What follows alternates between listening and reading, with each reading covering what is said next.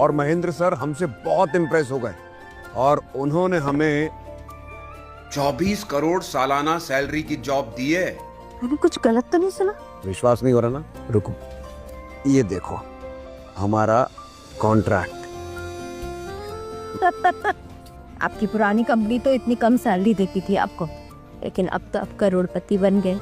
कैसे आपने 5 मिनट में 50 लाख रुपए लाके दे दिए मनीष को? अरे हम तो सोच रहे थे मनीष और पूरे परिवार को एक साथ बिठाकर ये नई जॉब की खुशखबरी सुनाएंगे और उससे कहेंगे कि स्कूल के पास वाला अपार्टमेंट ले लो।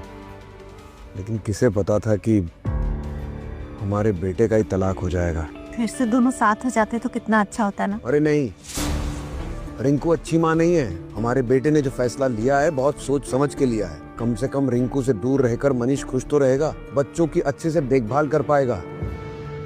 खैर छोड़ो इन सब बातों को, आज तो तुम करोड़ पत्नी बन गई हो। सेलिब्रेट तो बनता है। बिल्कुल।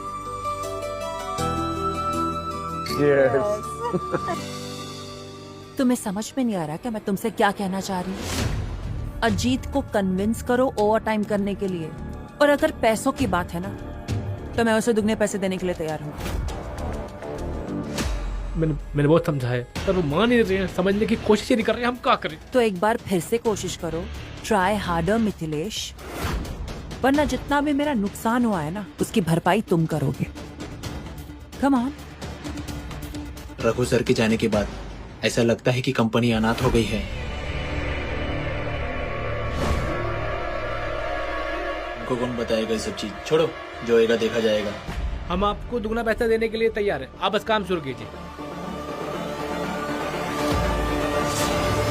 अजीत जी कहाँ चले इतने जल्दी? मैंने सुना कि दुगने पैसे जो मैंने आपको ऑफर किए, आपको तो उसमें भी इंटरेस्ट नहीं है। तो अब आप ही मुझे बताइए कि मैं आपको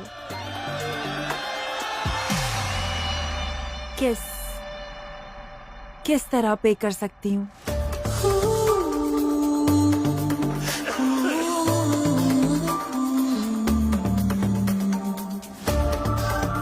I'm ready. You're ready for what?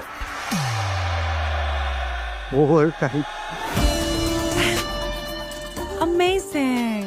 Good boy.